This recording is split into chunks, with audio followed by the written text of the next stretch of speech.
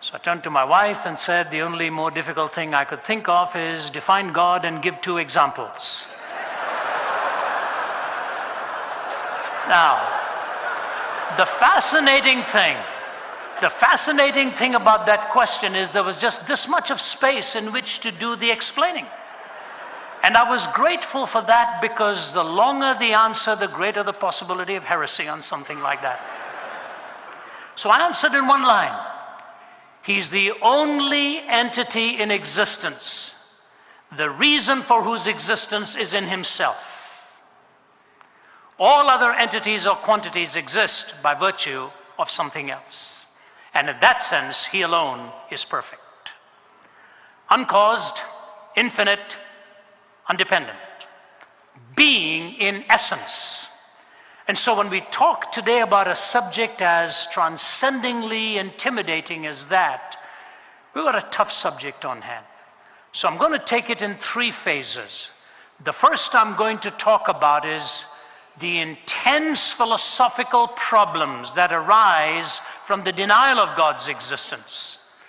Number 2, how then do we demonstrate God's existence? And number 3, why is the Christian faith unique in representing this particular notion of God and who he is? So that's a tall order within a few minutes on hand, but we will make our attempt to do so. So put your thinking caps on and race along with me. We'll try and do our best, and hopefully the other messages converge at the same time. Many of you are familiar with these lines of Friedrich Nietzsche. Nietzsche had a poignancy to what he said, and in many ways he also had a candor to what he said. He broke new ground. He did not coin the phrase, God is dead. He popularized it. He was the son of a minister, and both of his grandfathers were in the ministry. But this brilliant man, who was born 1844, died in 1900, did so much in that short span of time, and ironically lived out his own sense of nihilistic thought. When he died, the last 14 years, he spent insane, and in periods of silence would suddenly break into scriptures that he'd learned as a young lad. But listen to how he words it. Have you not heard of that madman who lit a lantern in the bright morning hours, ran to the marketplace and cried incessantly, I'm looking for God, I'm looking for God. As many of those who did not believe in God were standing together there, he excited considerable laughter. Have you lost him then, said one. Did he lose his way like a child, said another. Or is he hiding? Is he afraid of us? Has he gone on a voyage or emigrated? So they shouted and laughed, but the madman sprang into their midst and pierced them with his glances. Where is God? He cried. I'll tell you, we have killed him. You and I, we are all his murderers. But how did we do this? How were we able to drink up the sea? Who gave us a sponge to wipe away the entire horizon? What did we do when we unchained this earth from its sun? Whither is it moving now? Whither are we moving now? Away from all suns, maybe? Are we not perpetually falling backwards and forwards and sidewards and in all directions? Is there any up or down left? Are we not straying through an infinite nothing? Do we not feel the breath of empty space? Has it not suddenly become colder? Is not more and more night coming on us all the time? Must not lanterns now have to be lit in the morning hours? Do we not hear anything yet of the noise of the grave diggers who are burying God? Do we not smell anything yet of God's decomposition? God's decomposed too, you know, and he is dead. He remains dead. We've killed him. Now, how shall we, the murderer of all murderers, compose ourselves? Because that which was holiest and mightiest of all that the world has possessed has bled to death under our knives. Who will wipe this blood from us? With what water can we purify ourselves? What festivals of atonement, what sacred games will we need to invent? Is not this the greatest of deeds, too great for us? Must we not now ourselves have to become God, simply to seem worthy of what we've done? There's never been a greater deed, and whoever shall be born after us for the sake of this deed shall be part of a higher history than all history hitherto. It's been related further that on the same day the madman entered diverse churches and there sang a requiem, Aeternam Deo. Let out and quieted, he said to have retorted each time, What are these churches now if they're not the tombs and sepulchres of God? God is dead. We have killed him. You know, with all due respect for Nietzsche and regard for him, the thing about him I like is his candor. He is raising the right questions of the implications of a godless universe. Who gave us a sponge to wipe away the entire horizon? Is there any up or down left? Must not lanterns now have to be lit in the morning hours? What he's really saying is, this is so humongous a deed that everything will have to be redefined. Everything. And so the atheist, if you'll pardon the crassness of it, my professor, Dr. Geisler, in my graduate school days used to have a very dry wit, and he would say things like this: the atheist is better at smelling rotten eggs than laying good ones. He's right. They're able to sort of take this blade and lacerate away. Read Sam Harris's book, you know, The End of Faith. Read his other book, A Letter to a Christian Nation, where he's challenging America to shred this vestige of God talk and God ideas. I'm in the process of writing a response to him, which hopefully will be completed very soon, calling it A Letter to Sam Harris on behalf of a Christian nation. But they do it. They jab away, they stab away. There are 3 or 4 things, actually there are several things, and I don't have the time to go into all of them, but there are several entailments that they have struggles with. The first is this: they have an intense problem then with defining morality. How do you talk up and down? How do you arrive at a moral law? And their standard response is, you know, look at all the evil that is around us. I remember years ago at the University of Nottingham, when I first began, a student stood up and said to me, there's no such being as God because of all the evil that is around in the world. I said, can we talk on that for a few moments? He said, yes. I said, remain standing. I'll talk to you. I said, when you say there's such a thing as evil, aren't you assuming there's such a thing as good? He said, yes. I said, when you say there's such a thing as good, aren't you assuming there's such a thing as a moral law on the basis of which to distinguish between good and evil? He struggled for a few moments with that, and I reminded him of the conversation between Frederick Copleston and Bertrand Russell. When Bertrand Russell was pushed to the wall by Copleston, Copleston said to him, Mr. Russell, how do you differentiate between good and bad? Bertrand Russell said, the same way I differentiate between blue and green. Copleston said, but wait a minute, you differentiate between blue and green by seeing, don't you? Yes. How do you differentiate between good and bad? Bertrand Russell said, on the basis of feeling. What else? Now wait a minute. Copleston was a kind man. He really should have turned to Lord Russell and said to him, Mr. Russell, in some cultures they love their neighbors, in other cultures they eat them, both on the basis of feeling. Do you have any personal preference? How can this brilliant mathematician philosopher make so basic an error? But he admitted it. In a letter to the Observer, he said, I do not know how to deal with this issue of morality. It haunts me.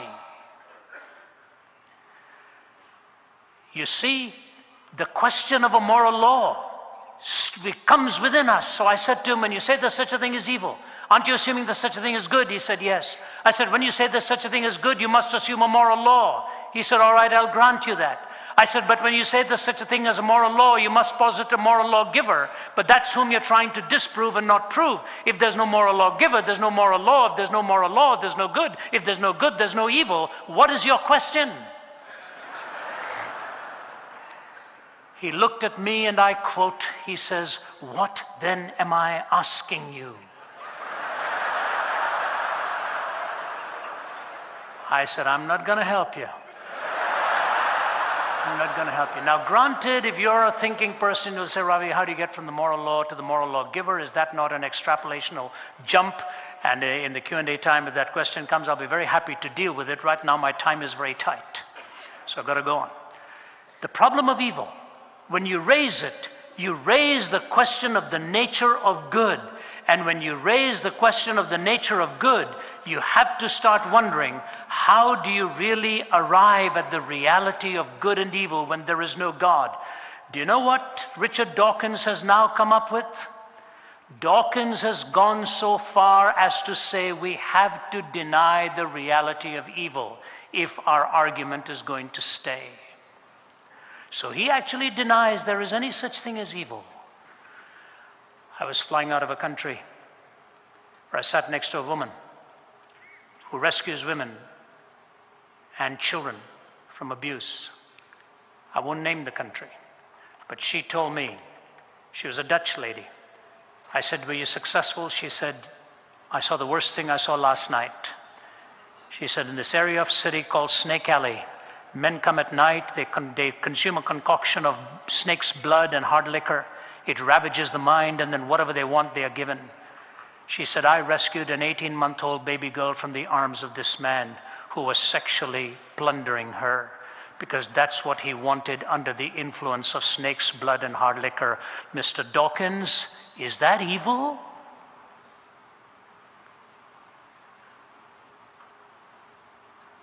Can you imagine there walk human beings for whom that is pleasure? Is this the ravaging of just the brain or the ravaging of the soul? Dawkins says, no, we're dancing to our DNA. Is that what he was doing? It's easy to come up and say, God is dead, God doesn't exist. How then do you make any moral pronouncements of any kind? Alan Dershowitz, Harvard. I don't know if there's good, but I have to say there's such a thing as evil. What? Day before yesterday's USA Today. An article advertised on the front page and then in the book section of a recent psychiatric study that is actually saying evil is real. Evil is real. And then they bring all the gurus to try and counter the point. There's no moral law. There's no rational way. And if just in case you think I'm making this up, listen to the most brilliant, prolific Canadian atheistic philosopher, Kai Nielsen. We have not been able to show that reason requires the moral point of view, or that really rational persons, listen to this qualifier, or that really rational persons, unhoodwinked by myth or ideology, need not be individual egoists or classical amoralists. Reason does not decide here. The picture I have painted for you is not a pleasant one. Reflection on this actually depresses me. Pure, practical reason, even with a good knowledge of the facts, will not lead you to morality. This is an atheist saying that. Rationally, you cannot get there. Listen to Bertrand Russell. He says this. He says, I cannot live as though ethical values were simply a matter of personal taste. And he says, I do not know the solution to this. And so, to deny the existence of God is to take you out of the realm of moral postulates. Secondly, it takes you out of the realm of meaning. You have no absolute way of positing meaning anymore. What meaning actually means. Listen, for example, to Stephen Jay Gould of Harvard, the late Stephen Jay Gould, I should say, of the paleontologist, well known in his stridency. Here's what he says. We are here because one odd group of fishes had a peculiar fin anatomy that could transform into legs for terrestrial creatures. We are here because comets struck the earth and wiped out dinosaurs, thereby giving mammals a chance not otherwise available. So thank your lucky stars. Because the earth never froze entirely during an ice age, because a small and tenuous species arising in Africa a 250,000 years ago has managed so far to survive by hook and by crook. We may yearn for a higher answer, but believe me, none exists. These explanations, though superficially troubling, if not terrifying, is ultimately liberating and exhilarating. Do you feel exhilarated? We cannot read the meaning of life passively in the facts of nature. We must construct these ourselves from our own wisdom and ethical sense. There is simply no other way. That's why the rock musician says, knowledge is a deadly friend when no one sets the rules. The fate of all mankind I see is in the hands of fools. Confusion will be my epitaph, as I crawl a cracked and broken path. If we make it, we can all sit back and laugh, but I'm afraid tomorrow I'll be crying. No moral law, no meaning. And lastly, of the atheist, amongst many other things, there's no hope. There's really no hope. Do you know how much this world longs for hope? Let me give you an incredible illustration of this. I was in Lebanon a few weeks ago, and my traveling associate, Philip, was with me. He was having breakfast with some Iraqis. And the pastor from Iraq was telling us that a few weeks before that, 3 weeks before we were conversing, he was driving along the streets of Baghdad. He's a young man with a young family. He said, suddenly a huge booming sound. My car actually was lifted off the road, and I looked around, and the buildings around me were collapsing. And I literally saw one man's limbs flying off his body as he fell onto the sidewalk there. He said, I had to stop, my head felt cold, and as I touched my face, blood was pouring out of my ears from the concussion. He said, I was in a state of shock and taken to the hospital. He said, Brother Ravi, we live with this every day. When I say goodbye to my children in the morning, I never even know I'm going to see them. And so Hassan was chatting. I leaned forward, I said, Hassan, is it good or bad what's happened in Iraq? What we did? I said, I want to hear from your mouth. Tell me. He said, before America came to our help, we were living with a lot of pain, everyday pain. After America's come to help us, we still live with a lot of pain, but now we have pain with some hope.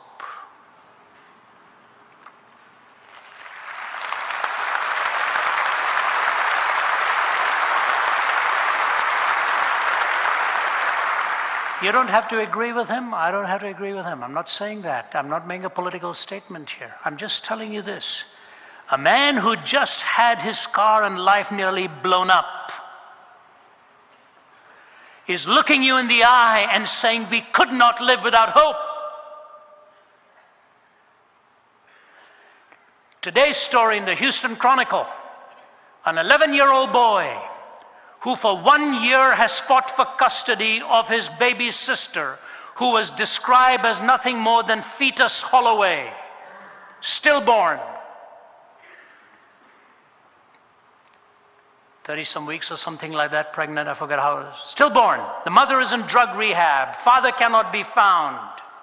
This 11-year-old boy goes to the medical authorities and asks for the body of his sister. For 1 year, he fought it.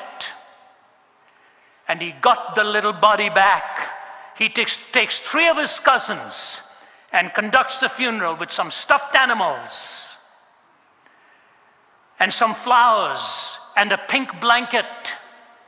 He lost his dad when he was 1 year old, he says. He says, now my sister Rachel, who had no name in the morgue, he's given her the name Rachel. He said, now my sister Rachel and my daddy are in heaven together. The Houston Chronicle writer says, very rarely in life can you use the word greatness, but I looked into the eyes of this 11-year-old boy and I was looking at greatness. Hope. The atheist got nothing to give to you. You die, it's nothing more than a physical compilation of atoms that had no prevision of what it was forming. And so you denounce God, you end up with no moral law, no meaning, and no hope. All right. What does that do about the existence of God then? How do we try to even demonstrate that? Let me get into some little bit of an argumentation here, and you may not be able to write as fast as we speak this, but thankfully you're able to hear that again and at least make notes on it. I don't use PowerPoint. I'm technologically challenged. I always say, he gives me the power and I try to make the point. And if you can get it that way, it's okay. Last week I was lecturing somewhere and I asked them for an overhead projector and they said, what's that? I said, the inventor of the overhead projector has just been terribly insulted by you. He spent all his life doing that and you don't know what it is. There are many ways to argue this. R.C. is just a master of this with his knowledge of Aquinas and Augustine, and many of them who've given such powerful, especially Aquinas, who was the master theologian and thinker of his time with his 5 ways and so on. Basically, no matter what kinds of arguments you've heard, they filter down to 2 or 3 very strong forms. Some like to call them proofs, some like to call them evidences, some like to call them arguments, some like to call them the coherence factor. I like the way Dallas Willard has summarized it, taken the best of these and actually just come with 3 stages of argument. Here's the first stage. Stage number 1, it is the nature and existence of the physical reality that we see. Now listen to this statement very carefully. However concrete physical reality is sectioned up, the result will be a state of affairs which owes its being to something other than itself. No matter how you section down physical concrete reality, no matter how small you break it down, no matter what you do with it, you end up with the state of affairs that physical quantity owes its being to something else and is not self-existent. It is not self-explanatory. If I were to bring an apple to you and show you that apple, you can cut that apple down, you can grate it, you can slice it, you can take it under all kinds of telescopic or microscopic study or whatever it is, you'll end up with the same reality that it doesn't explain its own existence.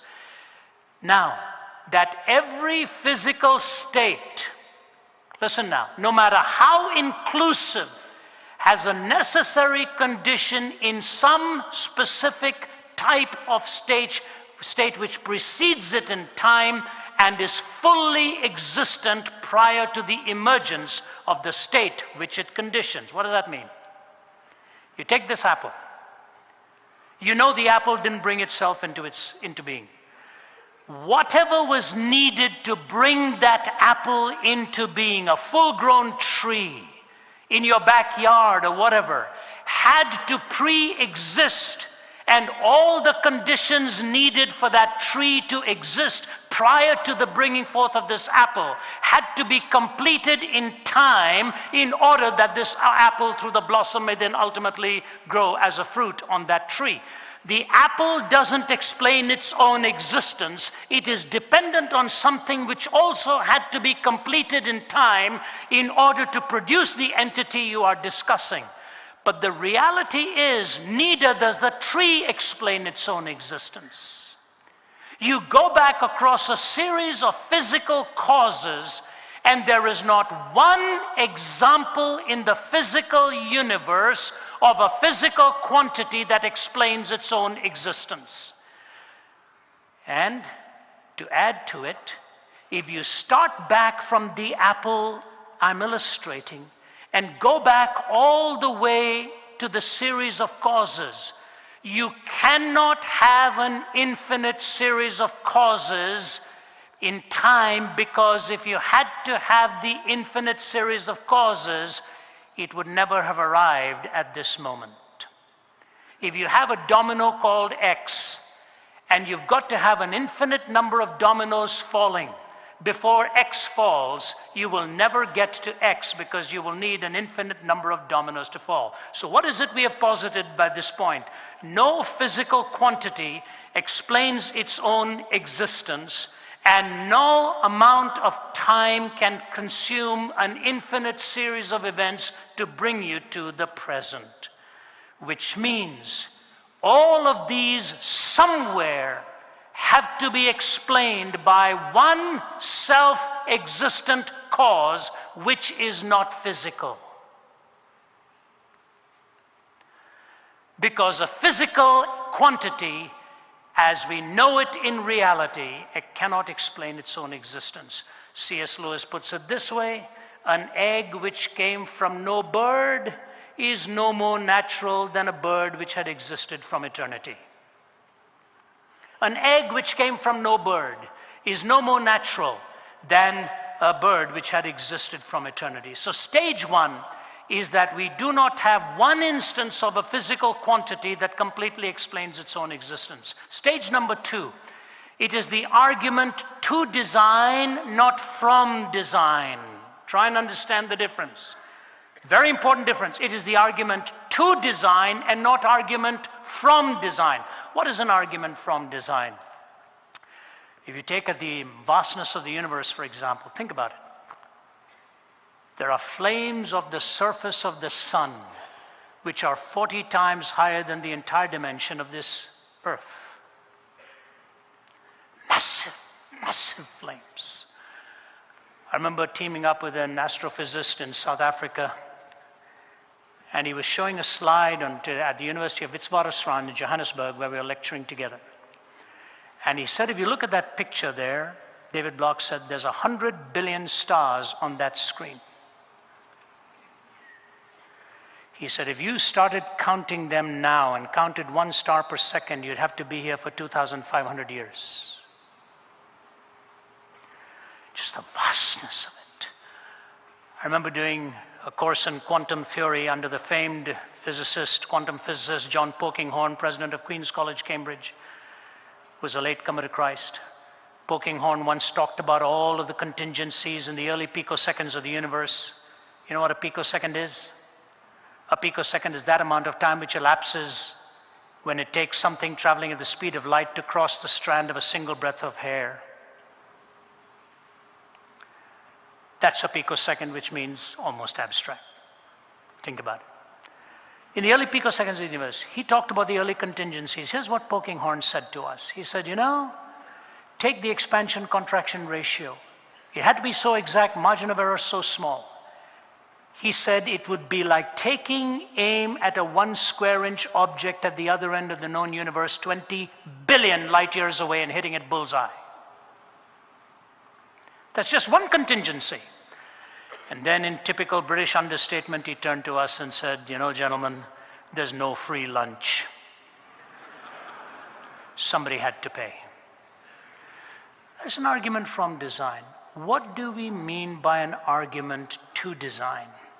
The argument to design, and I want you to understand me very carefully now, evolution is not an explanation for ultimate origins. It is not an explanation for ultimate origins. Evolution doesn't explain the Big Bang. Did the Big Bang evolve? What caused the Big Bang? If you were in your room sleeping at 3 o'clock in the morning and you heard a little bang, you'd want to know what the little bang was. We just think we've talked about the Big Bang and we've solved it. The Big Bang didn't evolve. I remember talking to a group of scientists at University of Florida. They're having dinner together. I'm not very comfortable with scientists. If you're one of them, forgive me. I know philosophers can be boring too. I remember Lee Strobel telling me he blames me for his son going into philosophy. And he looked at his son one day and he said, do you know what the difference is between a philosopher and a large pizza? And his son said, is this a trick question? He said, do you know the difference, son? He said, what? He said, do you know the difference between a philosopher and a large pizza? He said, tell me, Dad. And Lee said to him, a large pizza can feed a family of 4.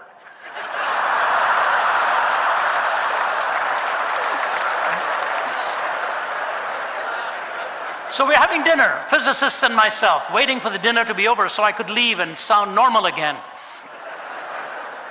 And I said to them, all right, you boys are naturalists. You take exception to the metaphysicians. You're naturalists. I said, what is the Big Bang? He said, well, it's where everything was reduced to a singularity. I said, and? Don't you always say it's where the laws of physics actually break down? That's true. I said, so even your starting point is non-natural. If the laws of physics break down at the singularity, then your starting point is also not natural.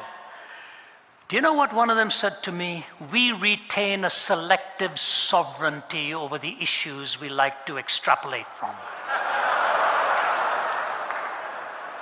Now, I'm not knocking science. I'm just telling you this. Not all order has evolved. The argument to design, there is a configuration and a coalescing of intelligent entities and quantities that predispose the possibility of the resultant entity that came into being. I had dinner with Francis Collins, the co-mapper of the human DNA. He said to me, when I finished my studies on it, he said very simply, I have to say this to you. I felt I was looking at the book of life, 3.1 billion bits of information. When I finished speaking at Johns Hopkins, prior to me was Francis Collins. My wife was with me and we were listening to his talk. It's one of the most spectacular things I've ever seen. He showed us on the screen a beautiful, geometrically perfect stained glass picture from York Minster Cathedral in England. And he put it up on the screen. You're wowed. Then he divides the screen, and on the right he shows a slide of the design of the human DNA. There was an audible sound in the audience like, wow. And most of them were skeptics. When I see the heavens and the work of your hands, the moon and the stars which you have made, what is there in man that you should keep him in mind?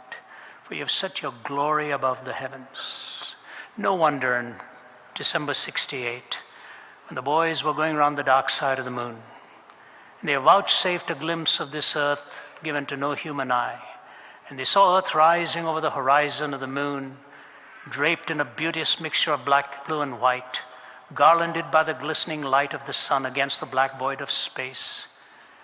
There's only one line that came to their minds as the world waited.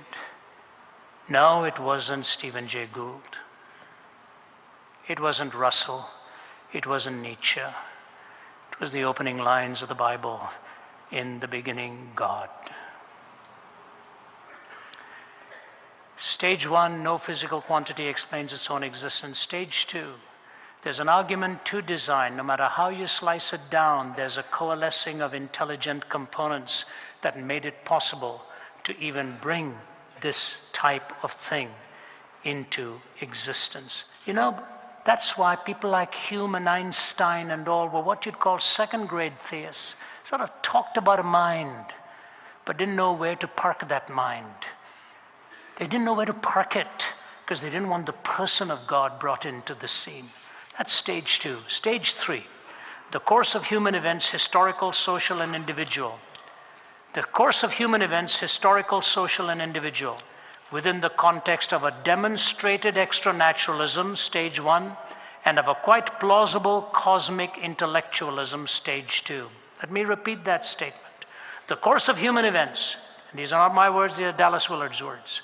The course of human events, historical, social, and individual, within the context of a demonstrated extranaturalism, stage one, and of a quite plausible cosmic intellectualism, stage two. Now, I could take you to many places from here with that. If you look at the course of human events, you end up with this fact. How do you explain many things in history?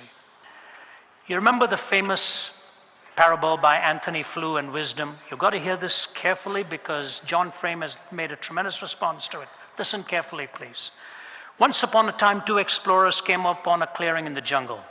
In the clearing were growing many flowers and many weeds. One explorer says, some gardener must tend this plot.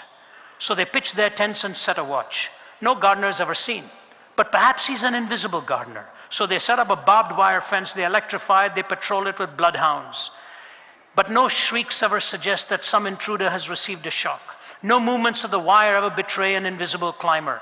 The bloodhounds never give cry, yet still the believer is not convinced. But there is a gardener, invisible, intangible, insensible to electric shocks. A gardener has no scent and makes no sound. A gardener who comes secretly to look after the garden which he loves. At last the skeptic despairs. Ah, but what remains of your original assertion?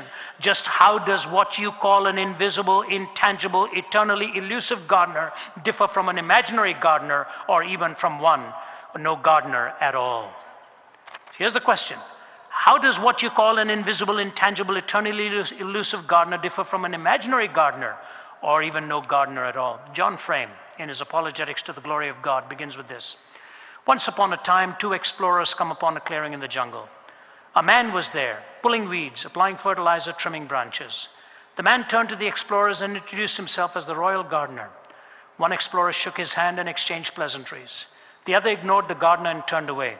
There can be no gardener in this part of the jungle, he said. This must be some trick. Someone is trying to discredit our previous findings. They pitch camp every day. The gardener arrives, tends the plot. Soon the plot is bursting with perfectly arranged blooms. He's only doing it because we are here to fool us into thinking this is a royal garden. But one day the gardener takes them to a royal palace, introduces the explorers to a score of officials who verify the gardener's status. Then the skeptic tries a last resort. Our senses are deceiving us. There is no gardener, no blooms, no palace, no officials. It's all a hoax. Finally, the believer despairs. But what remains of your original assertion? Just how does this mirage, as you call it, differ from a real gardener? Do you follow the point? The gardener did come, and the gardener was seen. Let me give to you 3 or 4 reasons why this gardener reveals God so perfectly.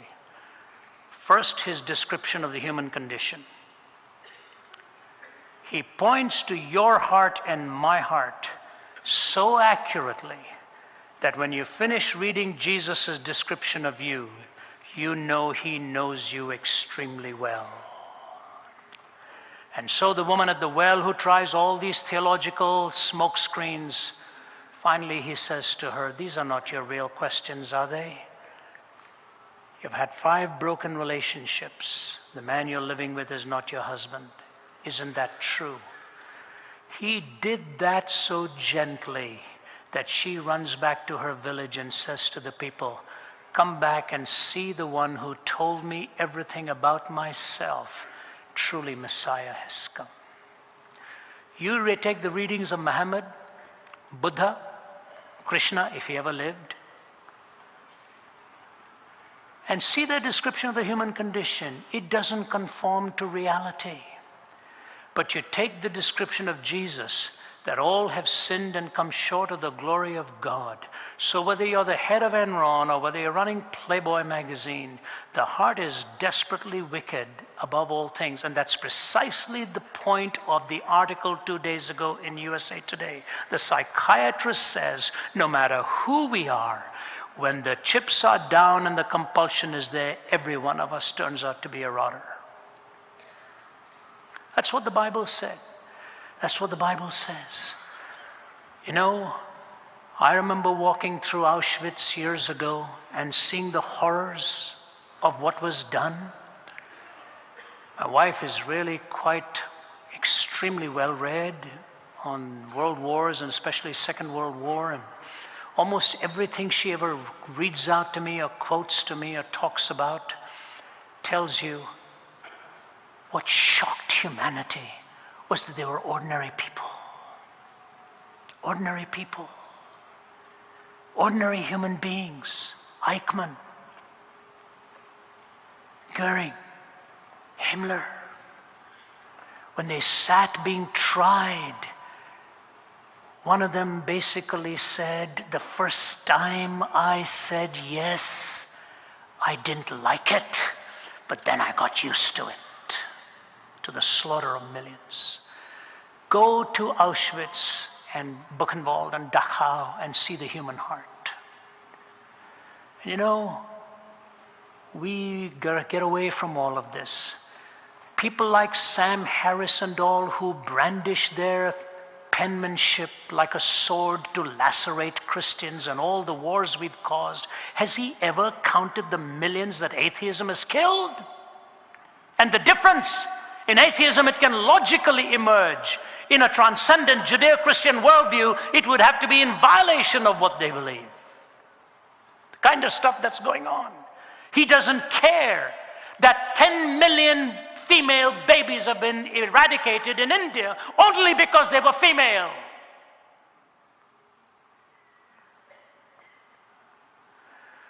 Is this all right? Or is this the human heart displayed in such heartbreaking ways? He describes, and Hobart Maurer went to his grave a skeptic. He taught at Johns Hopkins, taught at Harvard, committed suicide at the age of 75. But he wrote in Psychology Today, sometime I think in the 70s, he said, when we did away with sin, we lost our definition of ourselves. It's a skeptic saying that. We lost who we were. Description of the human condition. Secondly, in the person of Christ as he is revealing God, the marvelous coalescing of absolutes in him. Time's running out, so let me race here. 2 years ago, actually a year and a half ago, I was asked to speak at the United Nations prayer breakfast. It was the second time they'd asked me to come, only this time I marveled at the subject, navigating with absolutes in a relativistic world. You get up at 6:30 in the morning to speak on that. And then you're told you have 25 minutes. And then you're further told you cannot bring religion into it. I said, I'll make a deal. 20 minutes, your subject, last 5 minutes, why I believe in what I do as being the only answer to this struggle. Okay, we agreed. So I talked about the search for 4 absolutes: evil, justice, love, and forgiveness. How do you define evil? How do you define justice? What is true love? And when you blow it, how are you forgiven? They all nodded their heads. I said, now I want to ask you with 5 minutes to go, do you know of one event in the world where these 4 converged? I said, they converged on the cross of Jesus Christ.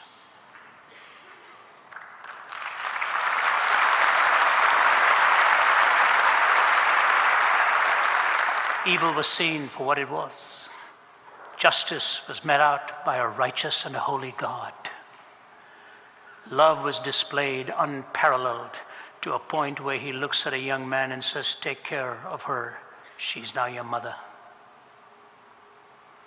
A cosmic drama was unfolding, and he cared for the one woman who had so nurtured and cared for him. And then I said, forgiveness, that he's willing to wipe your slate clean and forgive you. Do you know, there was an ambassador from one country, I will not name it, it's an atheistic country. They stood in line to shake hands. The president of the UN says, would you come up to my office and please pray for me and my staff? I go up and come. Before that, this man shakes his hand. He said, can I talk to you for a moment?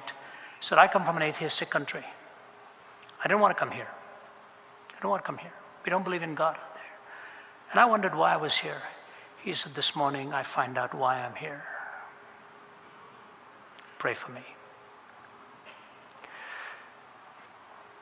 God revealed in Christ, where absolutes converge in an unparalleled way. The description of evil, the convergence of absolutes, thirdly, the disclosure of reality. You know why I think men and women like you come to a conference like this? I was talking to my wife about it. She was not able to join me last evening. She became unwell just as we were leaving. And I wondered if it was because of my sermon, but it wasn't. It was okay. She's feeling much better today and joined me here. But I said to her, why do they come? You know why you all come? Because you want to go deep. You want to go deep. God is able to take a little child and place that child at the center and say, of such is the kingdom of heaven. And he's able to look at a Nicodemus and say, you're a teacher and you don't understand these things? He's able to take the sublime and make it simple. He's able to take the simple and show you the sublimity behind it. The unfathomable depths of God's riches. You know what I think is going to be the biggest point of our delight in eternity? That we will be silent when we are face to face with the Trinity.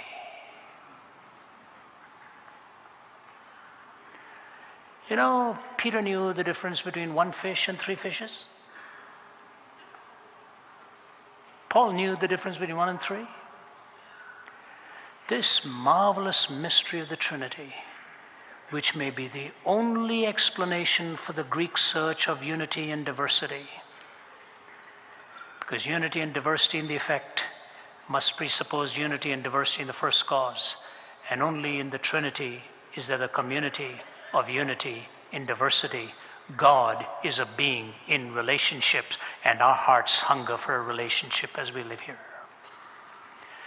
Marvelous depth of truth.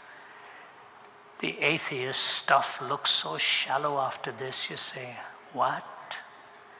When somebody asked Francis Crick, the Nobel laureate, for originally cracking the code of the DNA, he said, how did we come to be then? What happened? How did we have all these components to bring us to being? This was a skeptic asking him. Do you know what Francis Crick said? It would have to have been a spaceship that came from another planet that brought spores to seed the earth, and that's how we came to be. Now, if that's reason, give me faith.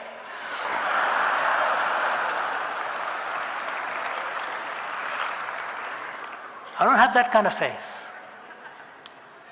That's what you call nonsense in sophisticated language. He says that again and again and again. No, when we see the disclosure of reality, and the last thing I say to you is this, the resurrection of the body. The resurrection of the body. Isn't it marvelous to know that God identifies both the physicality and the spirituality as real components of our lives? We will have a glorified body, and so if you violate sexuality, you violate it at your own risk. You violate the temple of the living God. The absolutes are shown in the sacredness of the body and the sacredness of that transcending spirit of the human being. God raises the body, as it were, the resurrected body. My wife's father passed away a year and a half ago, and he was a military man. He was in the Second World War navigating. Whenever a body was ever lowered into the ground, he always stood at attention, saluted. The respect. The person may be dead and not inhabiting the body, but the body was a place of respect. You respect the human body. You remember that. And that's why Jesus wept even at the grave of his friend, knowing he was going to raise him again. And he said, you destroy this temple, and in 3 days I will raise it up. I want to close with one humorous line, and I think I'm just on target here, I believe. That in itself is a Class B miracle. That alone ought to make you believe in God. When the great chess master Garry Kasparov of Russia was going to play a computer in a chess match, he beat the first one, and the boys got together and said, we'll design the best computer in the world, an IBM computer called Deep Blue. And we're going to build one that'll beat you, Kasparov. Kasparov got nervous and went away into hiding for many months because he was afraid that if he lost to Deep Blue, he would lose the dignity of humanity in the process. He doesn't know I lost that dignity after the calculators came out. He's worried about the computers taking it away from him. But here's what so David Galertner, professor of computer science from Yale University, writes this in response to Kasparov's fear that his loss to Deep Blue would end up in the loss of dignity for humanity. Listen to this brilliant professor of computer science, David Galertner. The idea that Deep Blue has a mind is absurd. How can an object that wants nothing, fears nothing, enjoys nothing, needs nothing, and cares nothing have a mind? Oh, it can win at chess, but not because it wants to. It isn't happy when it wins or sad when it loses. What are Deep Blue's after the match plans if it ends up beating Kasparov? Is it hoping to take Deep Pink out for a night in the town? No, it doesn't. It doesn't care about chess or anything else. It plays the game for the same reason a calculator adds or a toaster toasts, because the machine designed for that purpose. No matter what feats they perform inside, there will always be a big fat zero. No computer can achieve artificial thought without achieving artificial emotion too.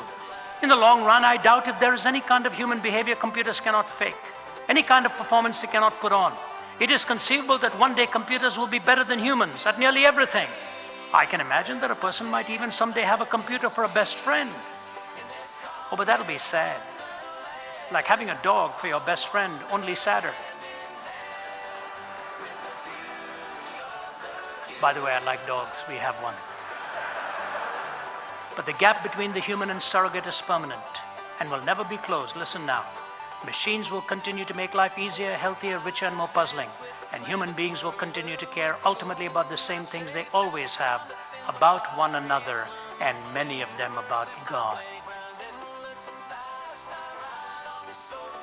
He could not make that article stick without that last line. The difference between a machine and you is huge because of God.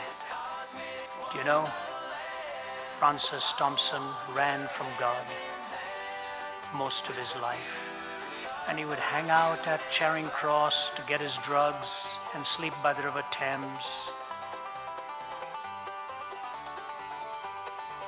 Then God hounded him, followed him. You've read his story in The Hound of Heaven. But then he wrote this brilliant one. Hanging around at Charing Cross and by the River Thames, he wrote this: O world invisible, we view thee. O world intangible, we touch thee. O world unknowable, we know thee. Inapprehensible, we clutch thee. Does a fish soar to find the ocean? An eagle plunge to find the air? Do we ask of the stars in motion if they have rumor of thee there? Not where the wheeling systems darken, or our benumbed conceiving soars. The drift of pinions would we hearken, beats on our own clay-shuttered doors. The angels keep their ancient places, touch but a stone and start a wing. 'Tis ye, 'tis your estranged faces that amiss the many splendored thing. But when so sad thou canst not sadder, crying upon thy so sore loss, shall shine the traffic of Jacob's ladder, pitched between heaven and Charing Cross. Yea, in the night, my soul, my daughter, cry clutching heaven by the hems, lo, Christ walking on the water, not of Gennesaret, but Thames. When Bertrand Russell was asked why he didn't believe in God, he said, because he didn't give me enough evidence. If you listen to Francis Thompson, he'd find out it's not the absence of evidence, it's the suppression of it. God will meet you where you are. When my father-in-law died, he was a gentleman to the end. He was a great man. But he started to tear his clothes off. He was losing it. Shrunken down to a bag of bones. Diagnosis to death, 4 months, 85 years old. Quintessential gentleman, man of God. He lost his voice, lost everything. My wife was standing by his bed along with her sisters and her mother. Finally, he got enough strength to reach out to his wife of 63 years. He had no voice. He said, I love you. He just mouthed it, I love you. He put his head back on the pillow, looked to the heavens and said, amazing, just amazing. And he was gone.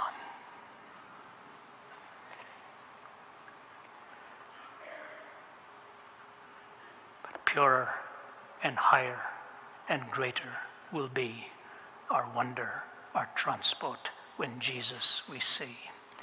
Deny God, the philosophical entailments are insoluble.